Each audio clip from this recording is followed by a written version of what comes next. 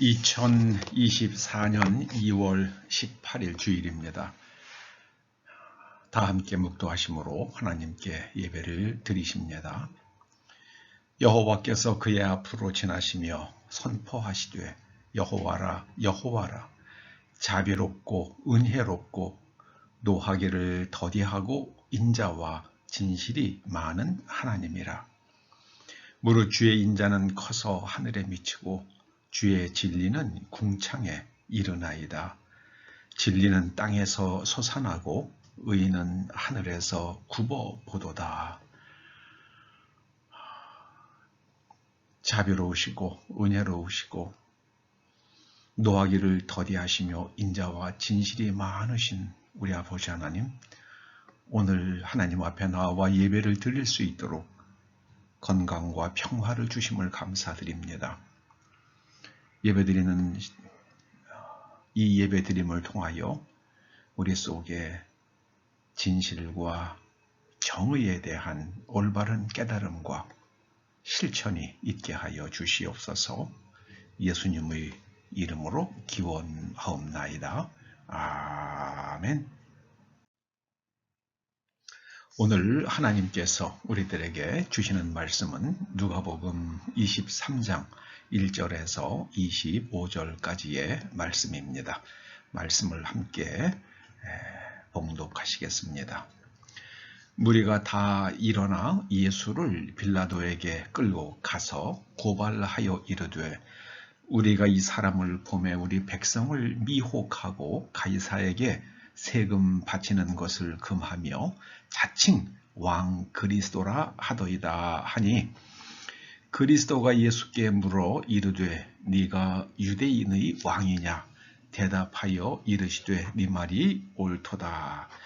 빌라도가 대제사장들과 무리에게 이르되 이 사람에게 죄가 없도다 하니, 무리가 더욱 강하게 말하되 그가 온 유대에서 가르치고 갈릴리에서부터 시작하여 여기까지 와서 백성을 소동하게 하나이다. 빌라도가 듣고 그가 갈릴리 사람이냐 물어 헤롯의 관할에 속한 줄을 알고 헤롯에게 보내니, 그때에 헤롯이 예루살렘에 있더라. 헤롯이 예수를 보고 매우 기뻐하니 이는 그의 소문을 들었으므로 보고자 한지 오래였고, 또한 무엇이나 이적 행하심을 볼까 바랐던 연고로라. 여러 말로 물으나 아무 말도 대답하지 아니하시니 대제사장들과 서기관들이 서서 힘써 고발하더라. 헤롯이 그 군인들과 함께 예수를 업신여기며 희롱하고 빛난 옷을 입혀 빌라도에게 도로 보내니, 헤롯과 빌라도가 전에는 원수였으나 당일에 서로 친구가 되니라. 빌라도가 대제사장들과 관리들과 백성을 불러 모으고 이르되 너희가 이 사람이 백성을 미혹하는 자라 하여 내게 끌고 왔으나 보라, 내가 너희 앞에서 신문하였으되 너희가 고발하는 일에 대하여 이 사람에게서 죄를 찾지 못하였고, 또한 헤롯이 또한 그렇게 하여 그를 우리에게 도로 보내었도다. 보라, 그가 행한 일에는 죽일 일이 없느니라. 그러므로 때려서 놓겠노라. 무리가 일제히 소리 질러 이르되 이 사람을 없이 하고 바라바를 우리에게 놓아 주소서 하니, 이 바라바는 성중에서 일어나 밀란과 살인으로 말미암아 옥에 갇힌 자로라. 빌라도는 예수를 놓고자 하여 다시 그들에게 말하되 그들은 소리 질러 이르되 그를 십자가에 못 박게 하소서, 십자가에 못 박게 하소서 하는지라. 빌라도가 세 번째 말하되 이 사람이 무슨 악한 일을 하였느냐? 나는 그에게서 죽일 죄를 찾지 못하였나니 때려서 놓으리라 하니, 그들이 큰 소리로 재촉하여 십자가에 못 박기를 구하니 그들의 소리가 이긴지라. 이에 빌라도가 그들이 구하는 대로 하기를 언도하고 그들이 요구하는 자 곧 민난과 살인으로 말미암아 옥에 갇힌 자를 놓아주고 예수는 넘겨주어 그들의 뜻대로 하게 하니라. 아멘.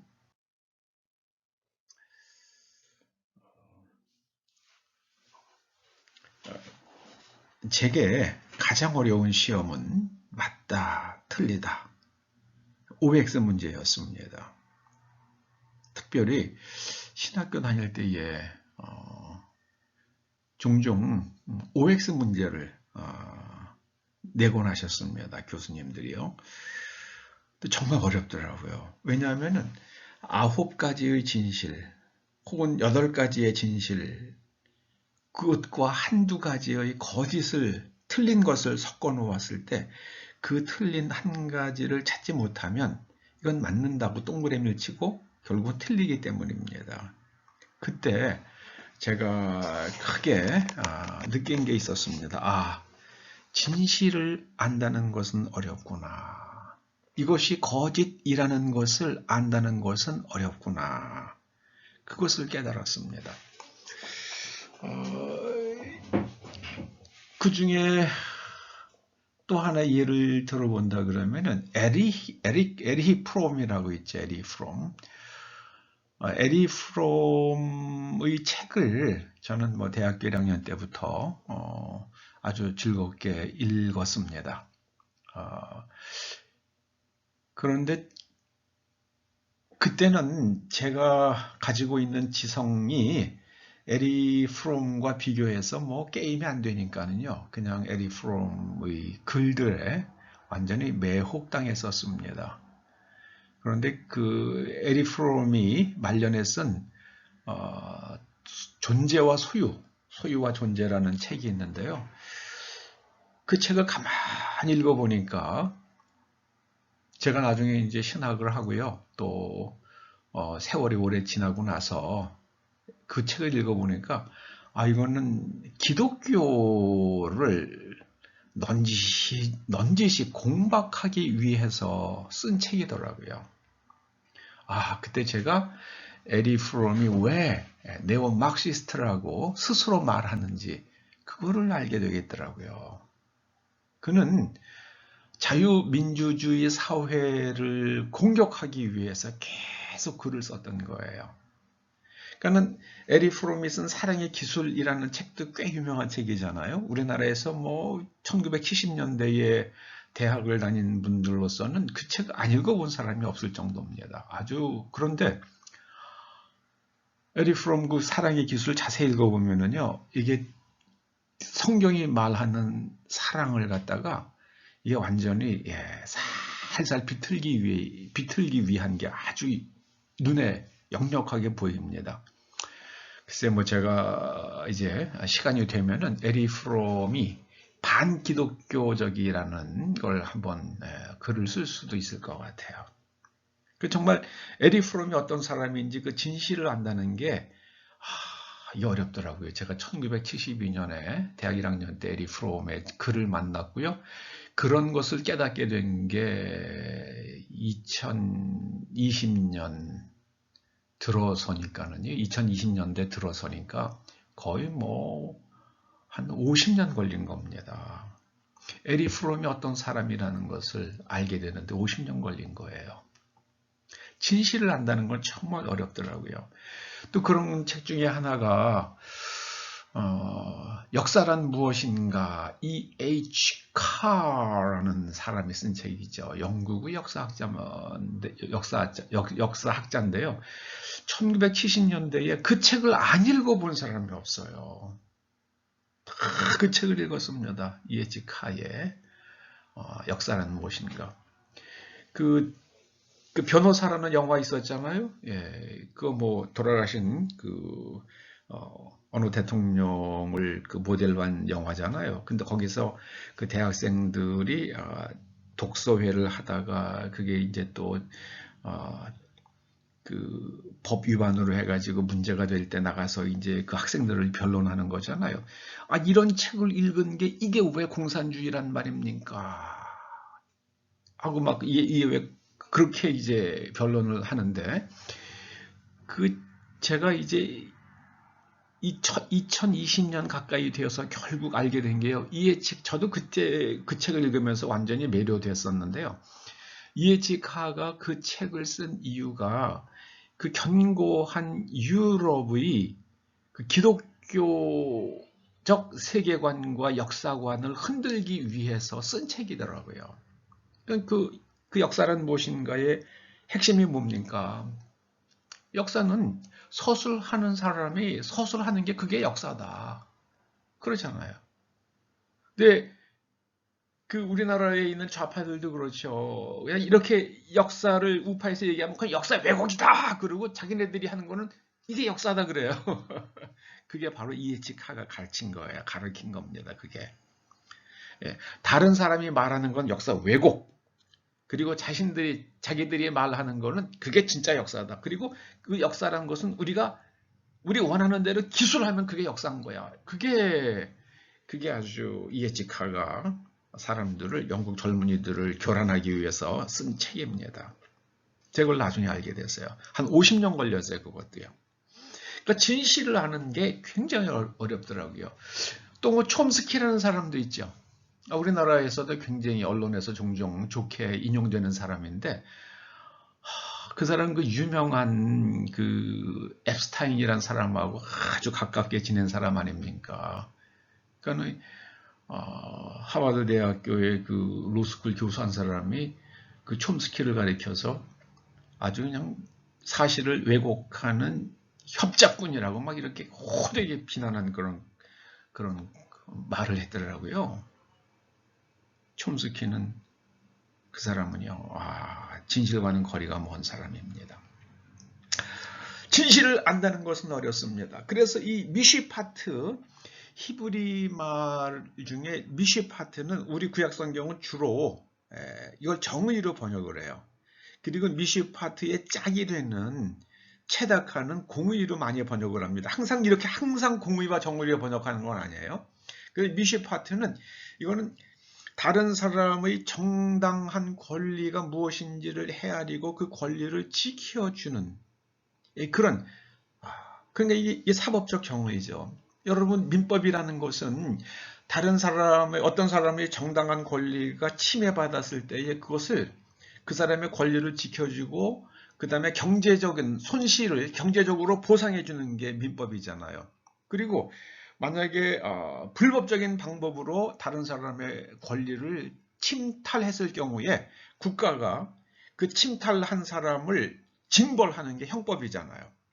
그러니까 그 민법이나 형법이나 가장 중요한 거는요, 핵심 키워드는 정당한 권리입니다.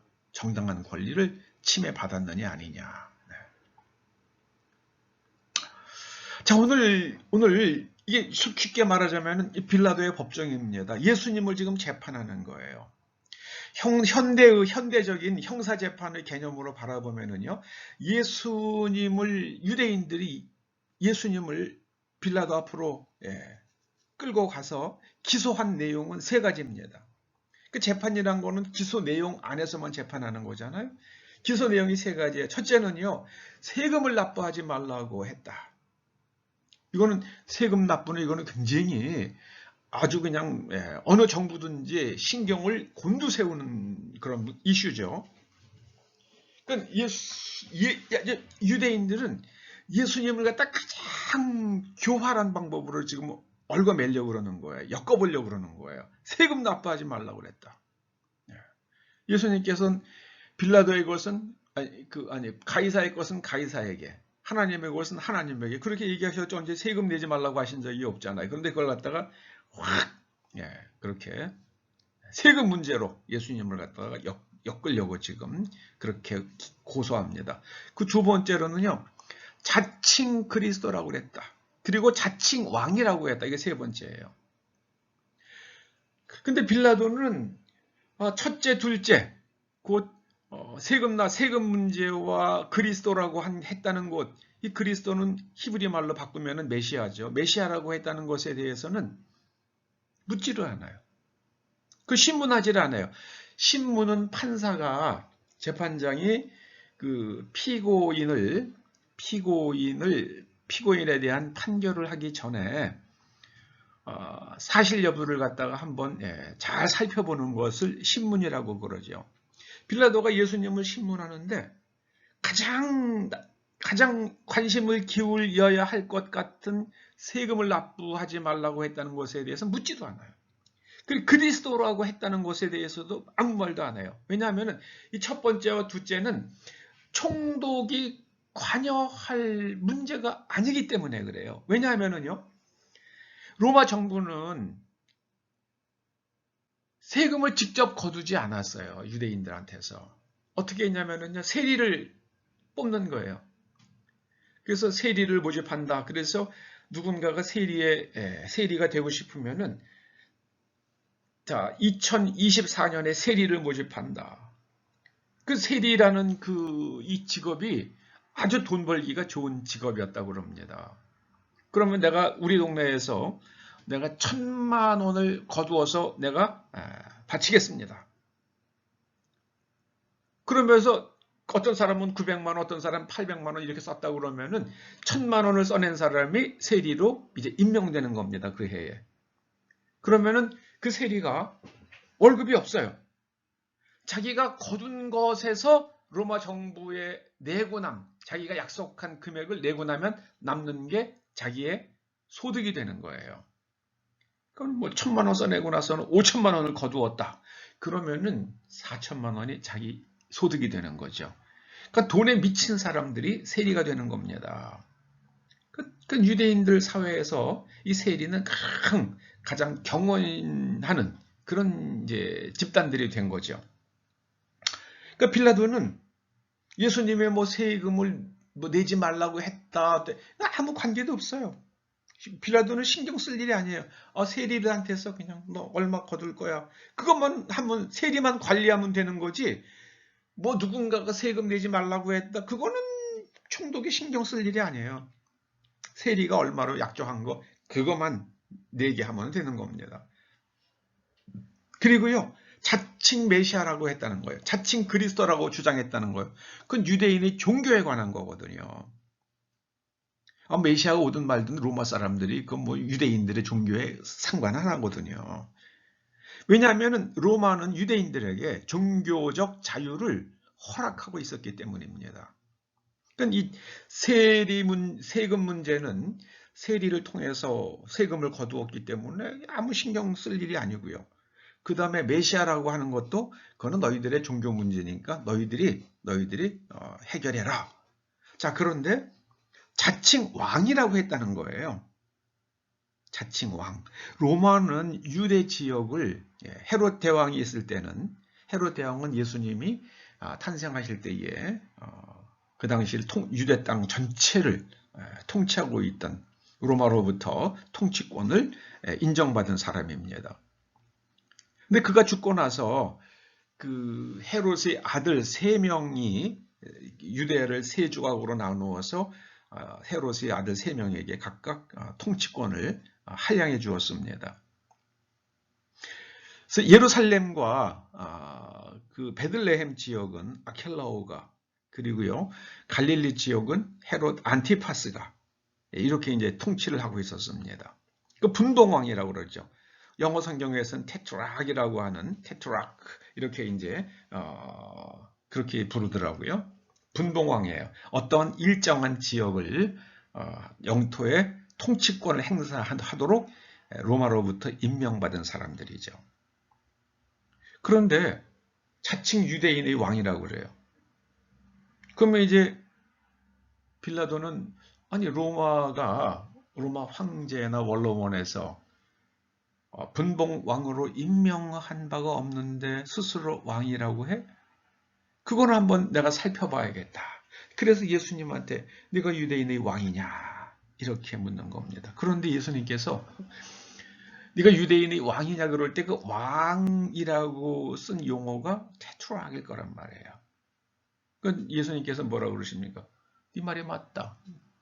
네 말이 맞다 그러세요. 네 말이 맞다.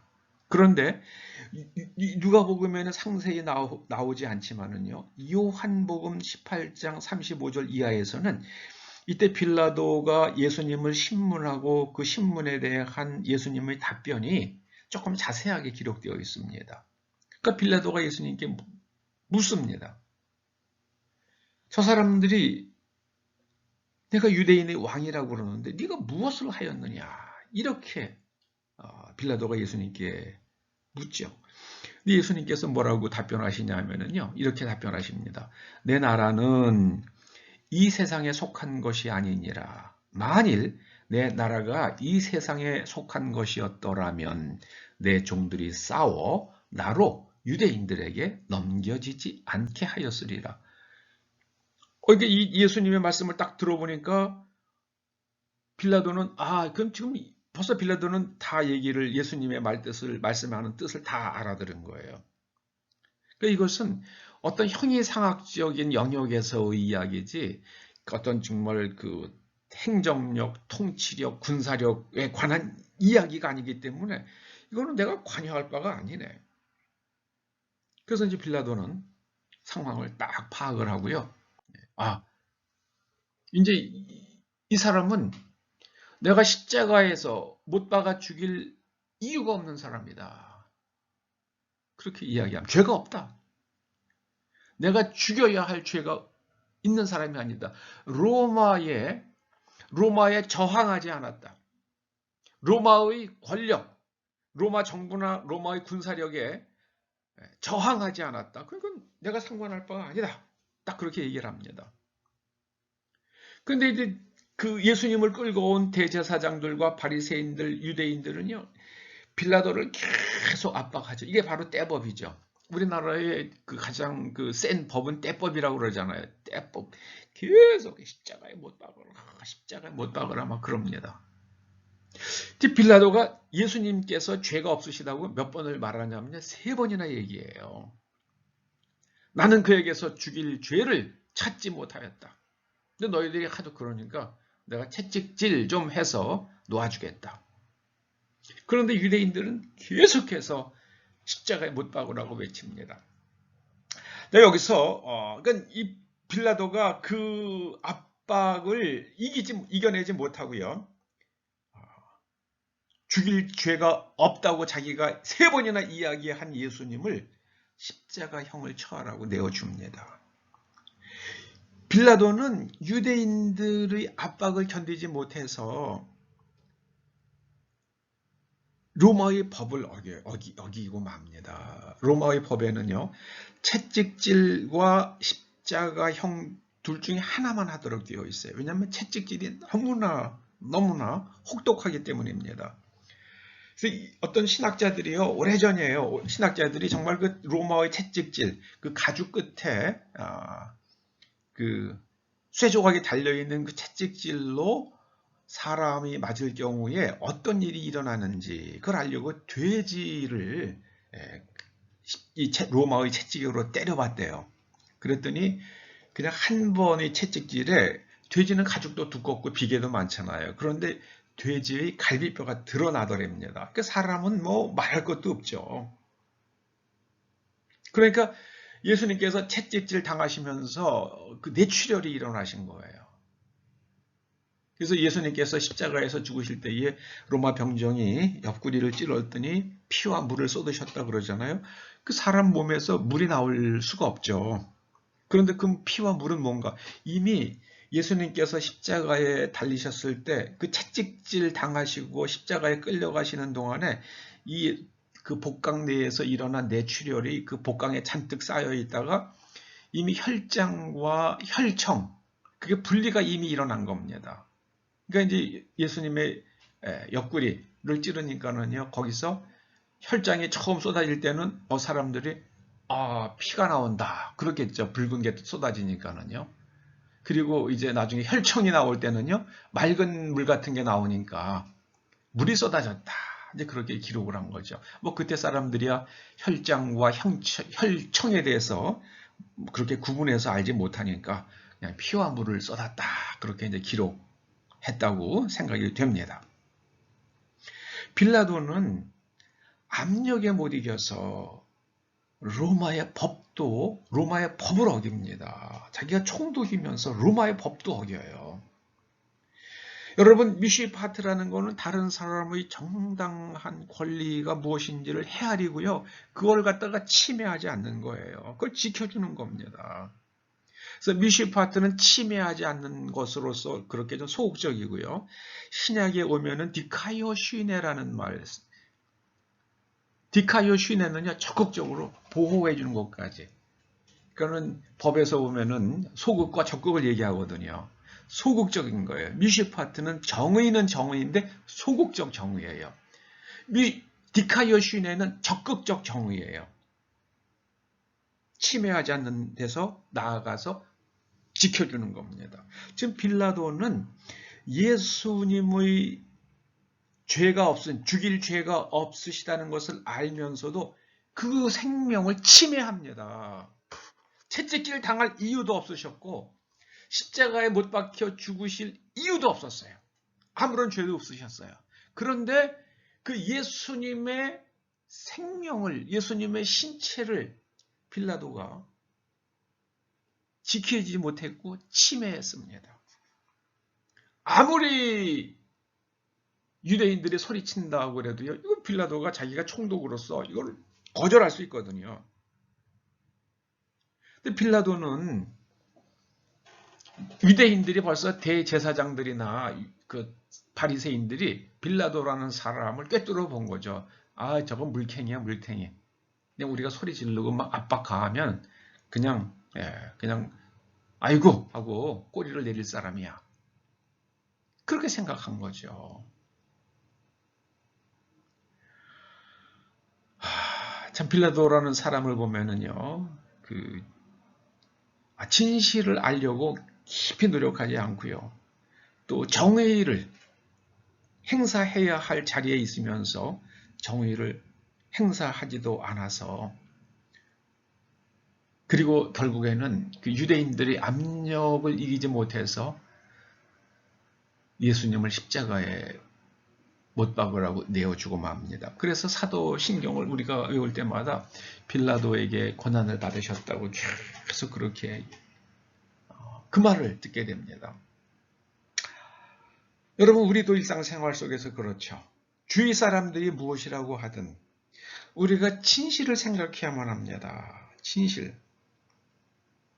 이번에 우리나라의 그 축구에 관심이 있는 사람들은 다들 안타깝게 생각한 것이 그 클린스만이라는 축구 감독을 갖다가 데려왔다가 거의 70억 내지 100억에 가까운 위약금을 물어주고 이제 해임한다고 그러는데요. 그 클린스만 한국에 온다고 그런 말이 있었을 때 저는 몰랐지만은요, 나중에 지금 다 이제 얘기가 나오는 게요. 독일 사람들이 야, 한국 사람들 미쳤냐. 2002년 우리 그 월드컵 거기서 독일이 준우승했잖아요. 그때 준우승한 팀 그 멤버들을 데리고 독일 팀이 한국에 와가지고 경기를 했는데 3대1로 지고 갔잖아요. 그때 독일 대표팀의 축구 대표팀의 감독이 클린스만이었어요. 정말 무능한 사람이래요. 독일 사람들은 다 알고 있더라고요. 근데 미국에서 클린스만 데려갔다가 미국도 완전히 쪽박 찼다고 그러잖아요.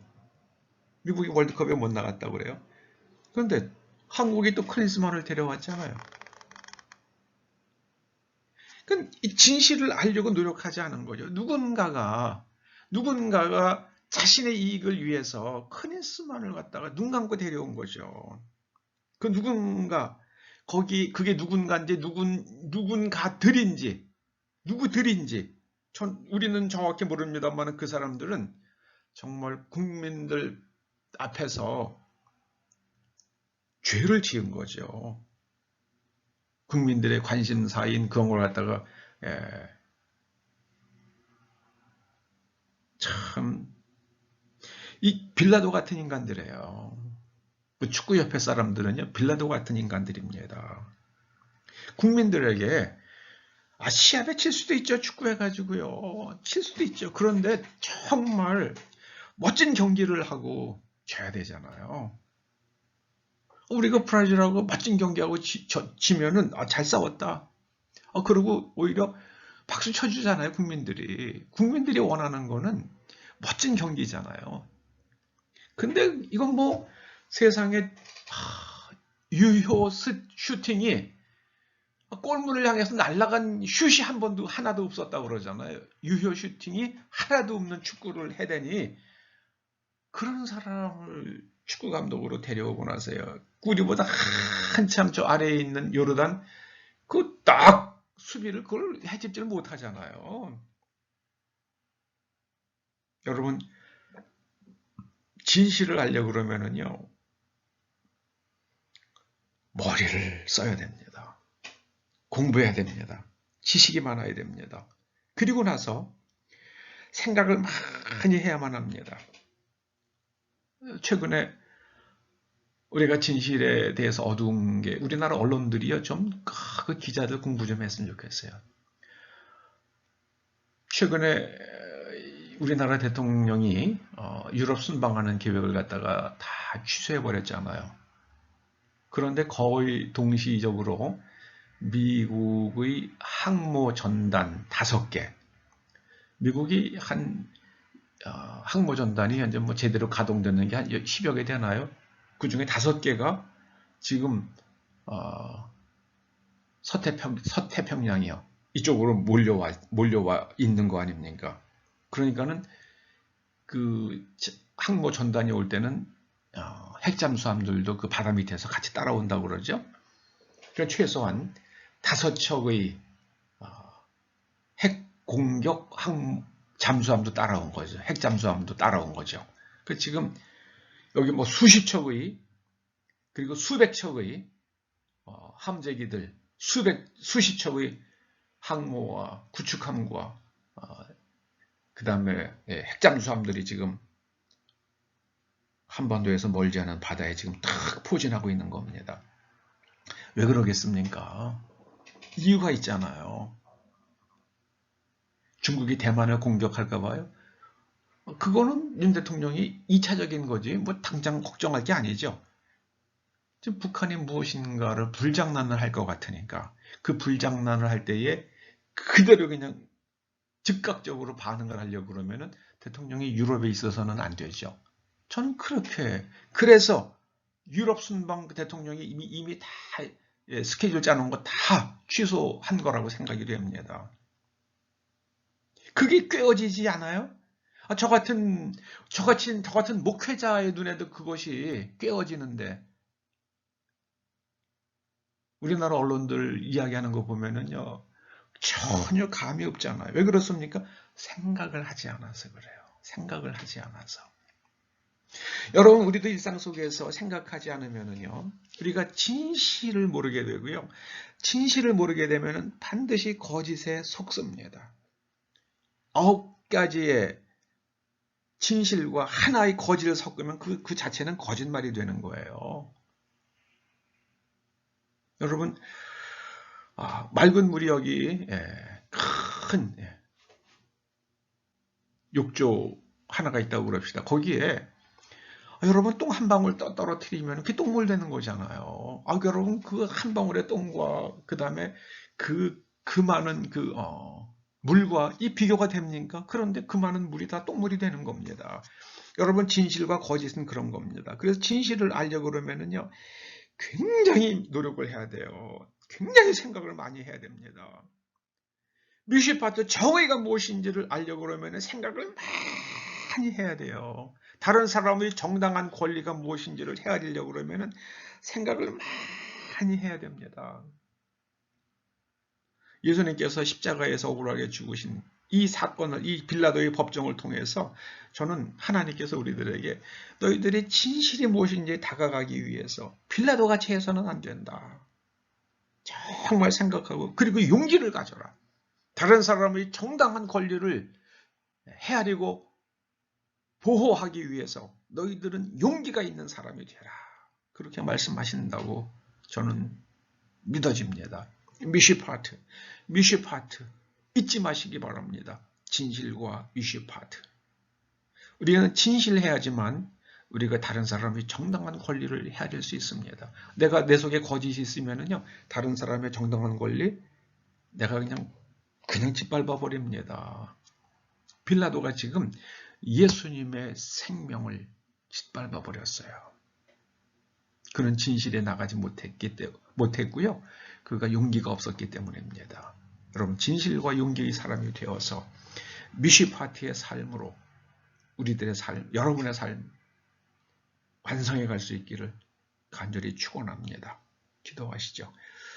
주님, 저희가 진실을 알기 위해서 주님의 눈을 갖게 하시며 하나님의 말씀으로 우리 내면이 재구조화되어서 진실을 알고 그리고 미쉬파트의 사람이 되게 하여 주시옵소서. 예수님의 이름으로 기도드립니다. 아멘. 축도로 마칩니다. 이제는 우리 주 예수 그리스도의 은혜와 우리 아버지 하나님의 그 크신 사랑과 성령님의 감화, 감동, 인도하시며 교통하심이